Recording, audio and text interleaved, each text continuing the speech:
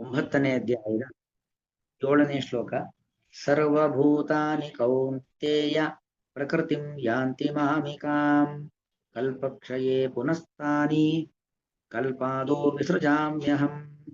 ಸರ್ವಭೂತಾನಿ ಕೌಂತೇಯ ಪ್ರಕೃತಿಂ ಯಾಂತಿ ಮಾಮಿಕಾಂ ಕಲ್ಪಕ್ಷಯೇ ಪುನಃ ತಾನಿ ಕಲ್ಪಾದೋ ವಿಸೃಜಾಮಿ ಅಹಂ. ನೋಡಿ, ಮಣ್ಣಿನಿಂದ ಮಡಕೆ ಆಗತ್ತೆ. ಆ ಮಡಕೆ ಹೊಡೆದ್ರೆ ಮತ್ತೆ ಹೋಗಿ ಮಣ್ಣಲ್ಲೇ ಸೇರ್ಕೊಳ್ಳುತ್ತೆ ಅಲ್ವಾ?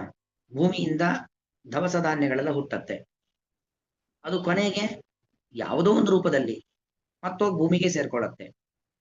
ಹಾಗೆ ಇಡೀ ಜಗತ್ತಿದೆಯಲ್ಲ, ಅದು ಕಲ್ಪಕ್ಷಯ.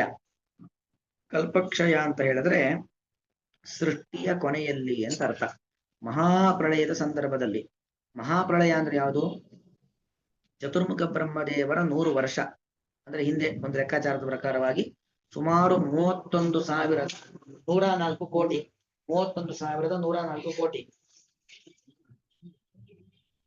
31,104 ಕೋಟಿ ವರ್ಷಗಳು. ಅಷ್ಟು ವರ್ಷ ಆದಾಗ ಮಹಾಪ್ರಳಯ ಅಂತ ಆಗತ್ತೆ. ಮಹಾಪ್ರಳಯದ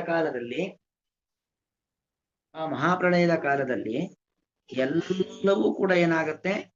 ತನ್ನ ಸ್ಥೂಲ ರೂಪವನ್ನು ಕಳ್ಕೊಳ್ಳುತ್ತೆ. ಇಡೀ ಬ್ರಹ್ಮಾಂಡ ಇದೆಯಲ್ಲ, ಸಮಸ್ತ ಬ್ರಹ್ಮಾಂಡ ಇದು ಸ್ಥೂಲ ರೂಪ ದೊಡ್ಡದಾಗಿದೆ. ಇವಾಗ ಈ ಸ್ಥೂಲ ರೂಪವನ್ನ ಕಳೆದುಕೊಂಡು ಪ್ರಕೃತಿಯಲ್ಲಿ ಲೀನವಾಗ್ಬಿಡತ್ತೆ. ಪ್ರಕೃತಿಯಲ್ಲಿ ಏನಾಗತ್ತೆ? ಲೀನವಾಗ್ಬಿಡತ್ತೆ. ದೊಡ್ಡ ಒಂದು ಭವನ ಮಣ್ಣಲ್ಲಿ ಮಣ್ಣಾಗಿ ಹೋಗ್ಬಿಡತ್ತೆ. ಆಗತ್ತೋ ಇಲ್ವೋ? ದೊಡ್ಡದಾದ ಮರ ಮಣ್ಣಲ್ಲಿ ಮಣ್ಣಾಗಿ ಹೋಗ್ಬಿಡತ್ತೆ.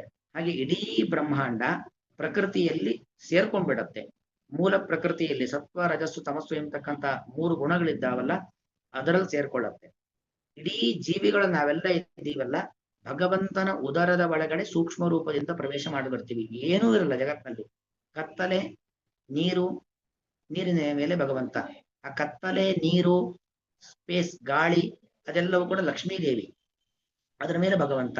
ಆ ಲಕ್ಷ್ಮೀನಾರಾಯಣ ದೇವರನ್ನ ಬಿಟ್ಟು, ಮೂಲ ಪ್ರಕೃತಿಯನ್ನ ಬಿಟ್ಟು ಜಗತ್ನಲ್ಲಿ ಏನೂ ಇರೋದಿಲ್ಲ. ಕಲ್ಪಕ್ಷಯೇ ಸತಿ, ಸತಿ ಸಪ್ತಮಿಯದು ಕಲ್ಪಕ್ಷಯವಾಗುತ್ತಿರಲು ಅಂತ ಅರ್ಥ. ಮಾಮಿಕಾಂ ಪ್ರಕೃತಿಂ ಯಾಂತಿ. ಮಾಮಿಕಾಂ ಅಂದ್ರೆ ಮಮ ಇಯಂ ಮಾಮಿಕಾ, ನನಗೆ ಸಂಬಂಧಪಟ್ಟದ್ದು, ನನ್ನ ಅಧೀನವಾದ ಪ್ರಕೃತಿ. ನನ್ನ ಅಧೀನವಾದ ಪ್ರಕೃತಿ ಅಂದ್ರೆ 2. ಒಂದು ಚೇತನ ಪ್ರಕೃತಿಯಾದಂತಹ ಲಕ್ಷ್ಮೀದೇವಿ, ಇನ್ನೊಂದು ಅಚೇತನ ಪ್ರಕೃತಿಯಾಗಿರತಕ್ಕಂತಹ ಸತ್ವಗುಣ, ರಜೋಗುಣ, ತಮೋಗುಣ. ಅದನ್ನ ಎಲ್ಲವೂ ಕೂಡ ಸೇರ್ಕೊಳ್ಳುತ್ತೆ. ಸೇರ್ಕೊಂಡು ಮತ್ತಲ್ಲೇ ಪರ್ಮನೆಂಟ್ ಆಗಿದ್ದು ಬಿಡತ್ತಾ? ಇಲ್ಲ. ಕಲ್ಪಾದು ಪುನಃ ತಾನಿ ವಿಸೃಜಾಮಿ. ಕಲ್ಪದ ಆದಿಯಲ್ಲಿ ಮತ್ತೆ ಬ್ರಹ್ಮಾಂಡ ಸೃಷ್ಟಿಯಾಗಬೇಕು.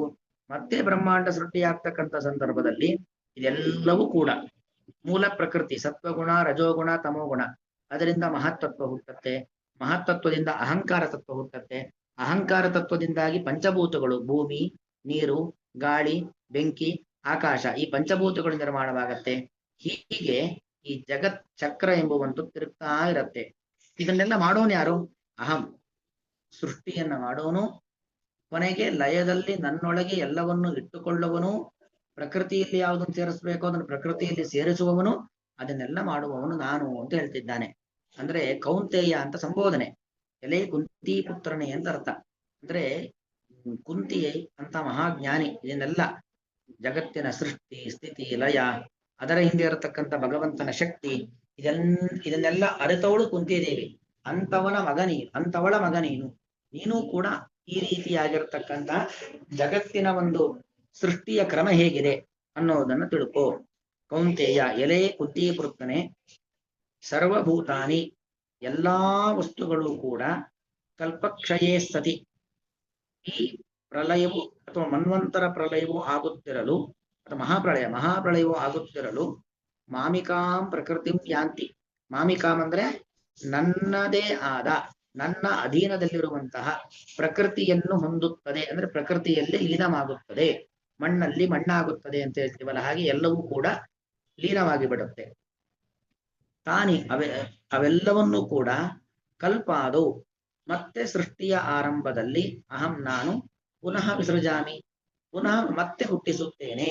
ಅಂದರೆ ಜಗತ್ತನ್ನ ನಿರ್ಮಾಣ ಮಾಡುವವನು, ಜಗತ್ತನ್ನ ಸೂಕ್ಷ್ಮ ರೂಪಕ್ಕೆ ತಂದು ಪ್ರಕೃತಿಯಲ್ಲಿ ಸೇರಿಸುವವನು, ನನ್ನೊಳಗೆ ಇಟ್ಟುಕೊಳ್ಳುವವನು, ಇದೆಲ್ಲ ಮಾಡುವವನು ನಾನಾಗಿದ್ದೇನೆ.